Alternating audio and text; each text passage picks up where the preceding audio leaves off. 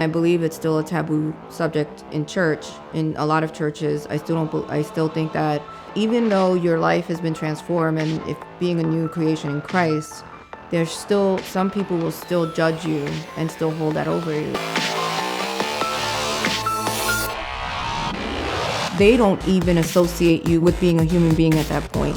At that point, you're a file. I'm ready for the onslaught of being called a murderer. I'm ready for the onslaught of being called a hypocrite. I'm ready for it because God called me to do this, and He's not going to give me more than I can handle.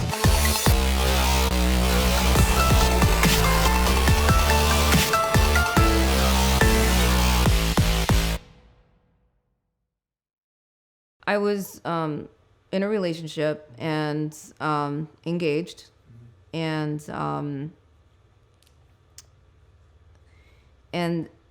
it was an unexpected pregnancy, and I decided, we both decided, we're gonna have this baby. And when I first told him, he was elated, he was excited.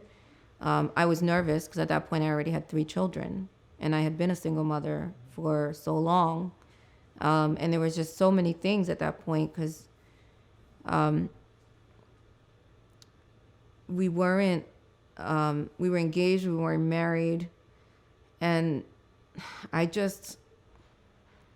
having another kid scared me because I had been in a relationship before where someone left me, and not left me, but I left because that person was abusive, and on several occasions beat me to the point where I was hospitalized.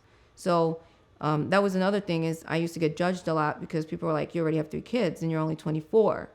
And so when I would make comments about being a single mom and having to deal with all the stuff that came along with taking care of my children, I used to get judged because they were like, well, then don't have kids. It wasn't my choice to have kids on my own. I was in a relationship for many years, and it wasn't my choice to get my face bashed in.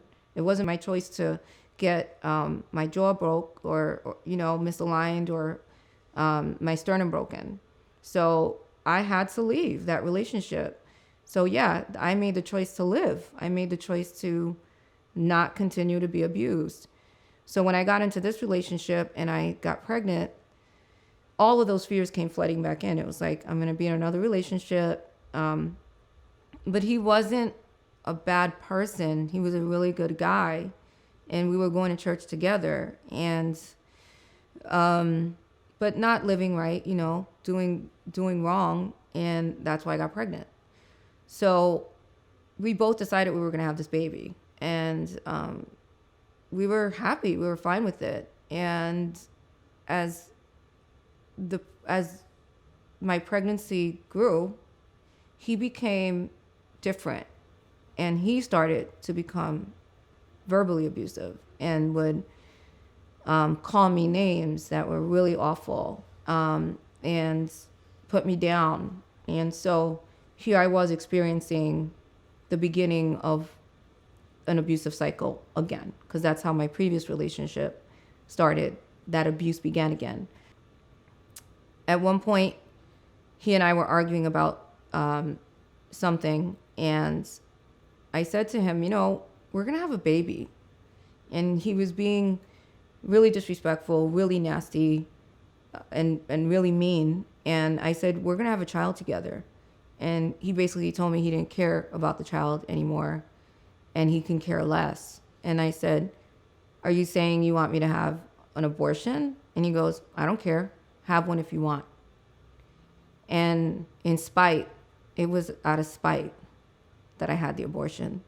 There was no other reason. It wasn't like I didn't know what it was like. I had already carried my 3 kids by myself before. It wasn't a convenience thing. It was me being spiteful. And I said, oh, you don't want it? I'm going to hurt you the way you hurt me. If you haven't had an abortion yet, let me just paint out what that looks like for you on the medical side. You are in a waiting room And I had my abortion at Planned Parenthood. You are in a waiting room. They put you in this room. And it was so bizarre because it's just, you're not even identified as a person. You're identified as a chart number. And the reason they do that is because they want to keep confidentiality. So they don't call you by your name to get the procedure done. They call you by a number. So they don't even associate you with being a human being at that point. At that point, you're a file, you're a subject. Then you're sitting in a waiting room with all these other people. And in hindsight, it was so silent in that waiting room, you could hear a pin drop. No one, I've been to plenty of doctor's appointments, and then sometimes at some point you're talking to people, you're like, oh, hey, hi. You just kind of make casual conversation. It was like being at a funeral. It was like being at a wake. It was just silence. Guys with their girlfriends. The look of somber faces in that entire room. No conversation, nothing, just silence. And every once in a while glancing at one another and then looking away really quick because A, we didn't want them to remember our faces, and B, I didn't want to remember theirs. It happened so quickly. And that's, I think, that's how shocking it was. I went in, wanted to know what it would be, what the process was. And I didn't even have time to think about it. They don't let you think about it. They want to get you in there and get that baby out of you. I went in, they scheduled it for the next day, and just like that, I wasn't pregnant anymore. Within 24 hours, I was no longer carrying my child. I didn't fully understand what happens during an abortion, and how, the baby feels what's coming at them. They move away from a needle or a device that's going into adjust them in any way. And you see this not even with just abortions. You see this when they do surgeries to save the child's life, where they have to have a surgery and open up the mother to maybe help a child, adjust their heart, do something. Medical technology is amazing now. But I didn't know those things. But once I found out, it was even more devastating for me, what my child suffered.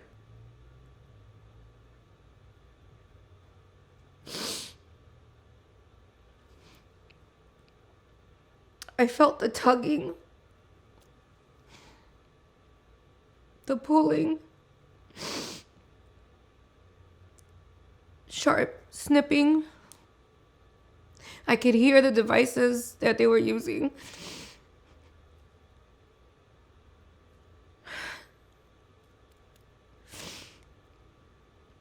And at one point I passed out because it was just nauseating.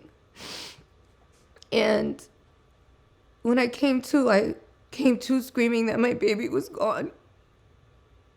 And I had a dream in that moment. And in the dream, my baby, there was a little boy running across the street.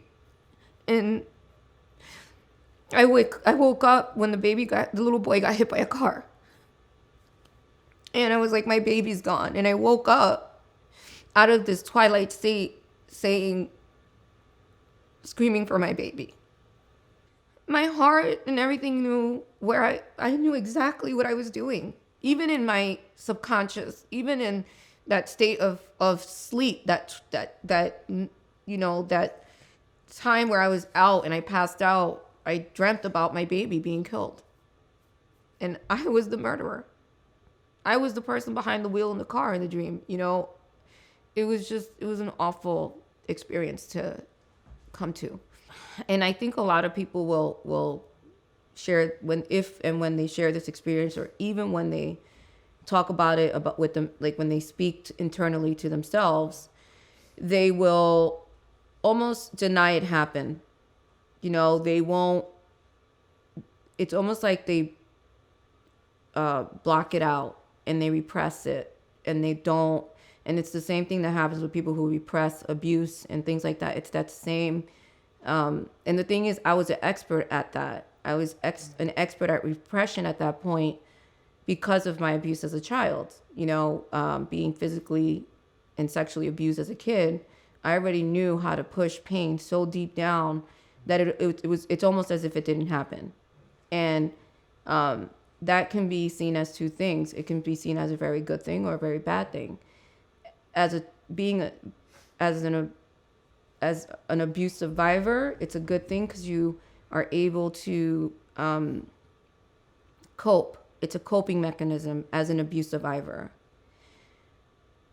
When you have an abortion, in my situation, it was an enablement tool. It enabled me to live in a state of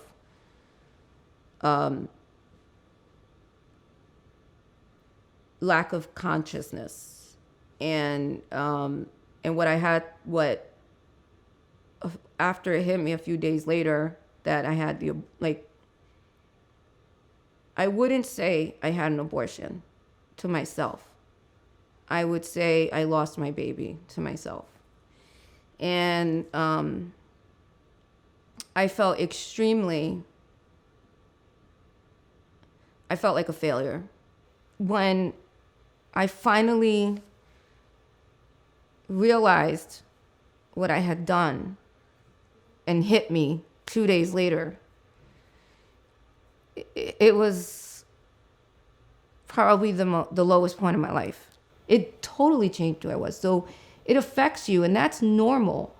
That's the other thing. People that go through this, they feel like they should just get up and continue with life as normal.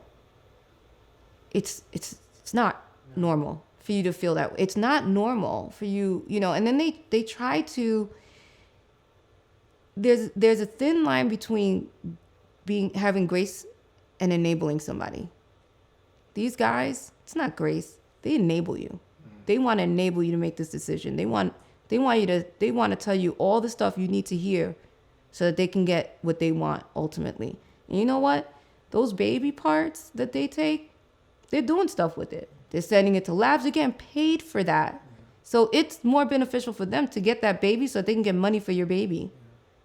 It's just, it really, again, it wasn't until after that I started hearing all these things and doing, part of that I think is God's grace, because I think it was almost as if I was ignorant before and I didn't know, so I didn't understand everything.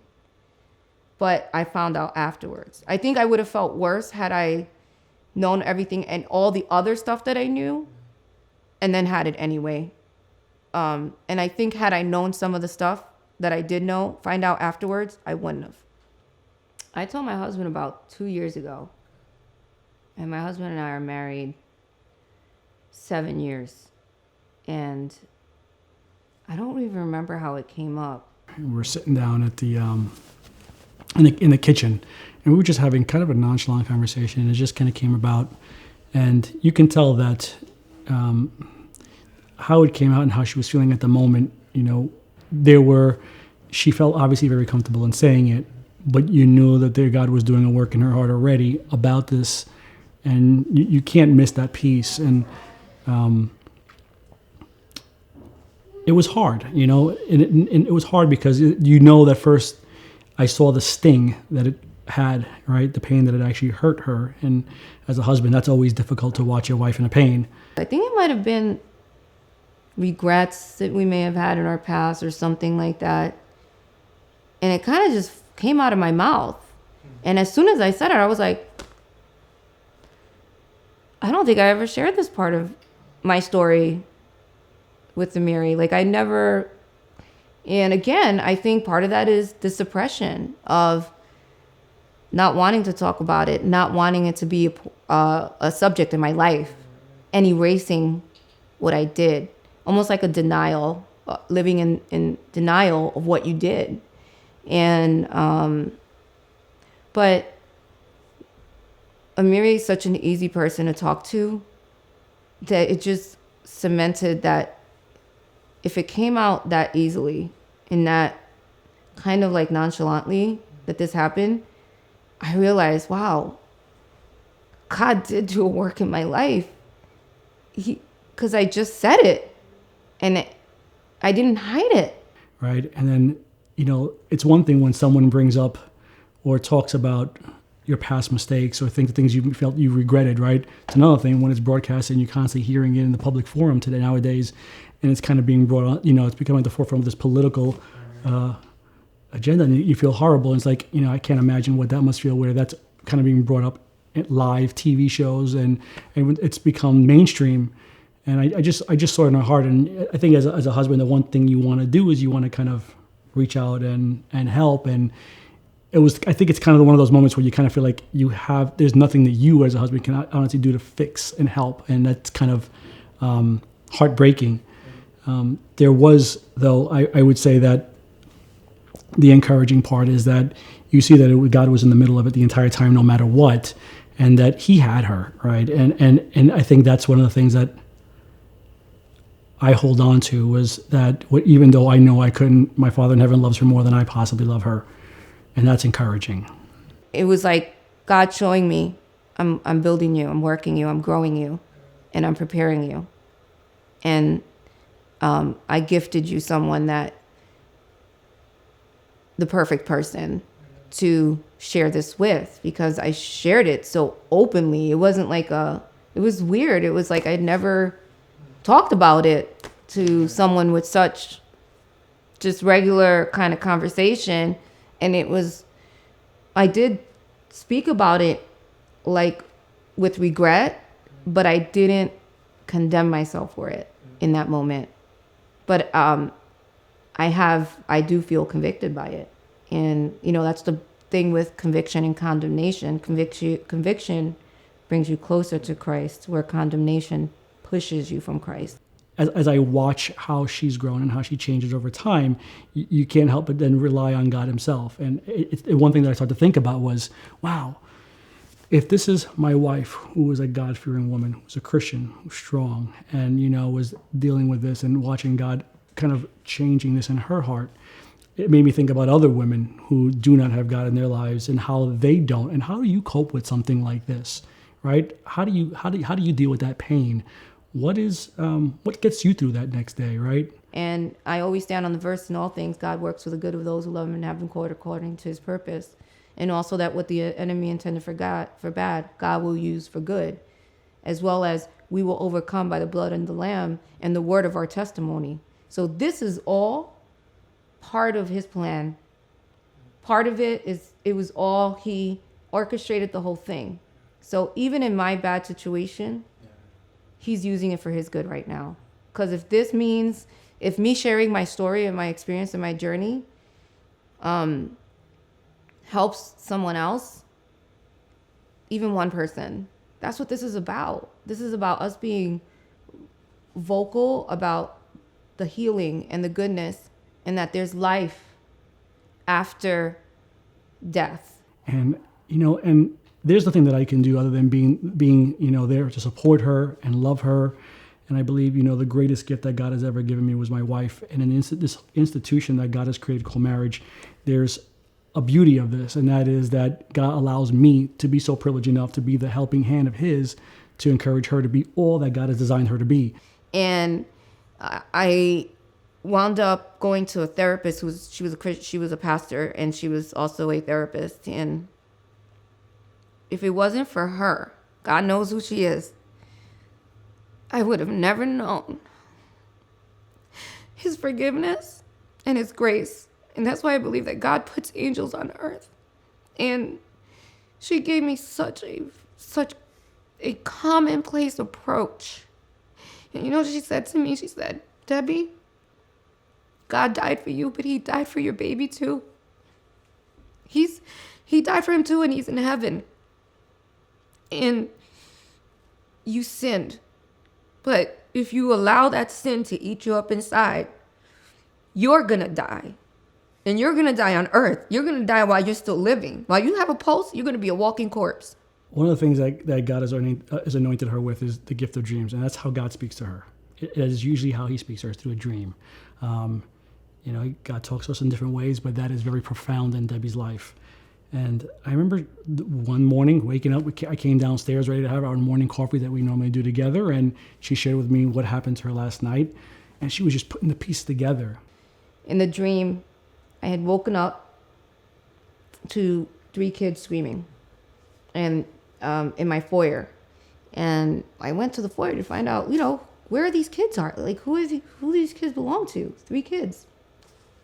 And I was just weirded out in the dream, and I'm running after the kids, and I'm like, hey. And right when I get to the foyer, the door, they lock the door. And I'm opening the door because I want to find out, where are these kids from? Who are they? And in addition to my abortion, I had 2 miscarriages. And I remember, and in the dream, the little kids were outside, and they were, I was trying to get outside and open the door, and I couldn't open the door. They were locked outside, and I'm like, these kids are going to run into the street. They're going to get hit by a car. I got to tell their parents. I'm trying to open my windows at that point to jump out onto the porch. My windows are shut. They won't open. And I'm like, oh my God, I got to get to these kids. Like, I got to get to these kids. Something's going to happen to them. And I'm like, Lord, just let me get to them. And they start singing and like patty caking on the window.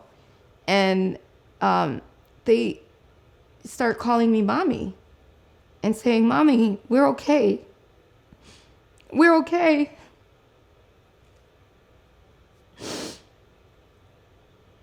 And I was like, what are you talking about? You're not my kids. And they were like, we're okay, Mommy. We love you.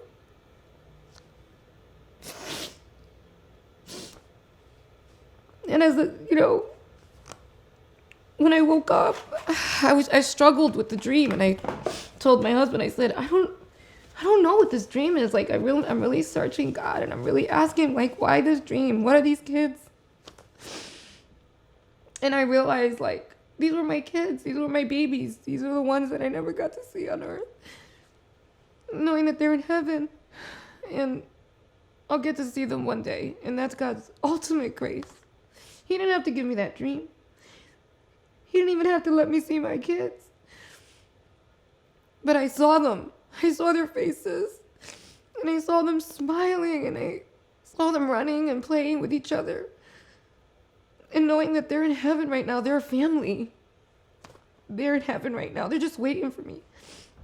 And I can't wait to be there with them. And that's God's ultimate grace.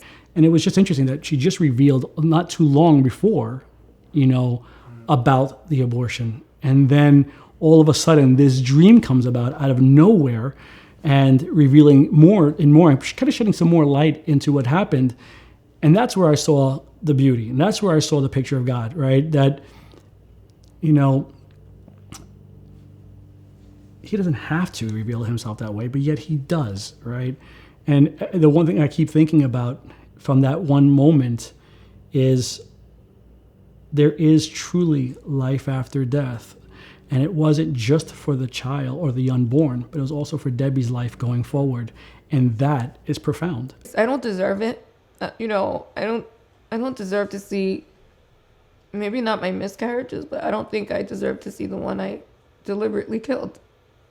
I don't deserve it, but God, he's so loving and graceful. He's going to give them to me. He's going to give them back to me. At some point, I will be in heaven with my babies, and we're going to be a family.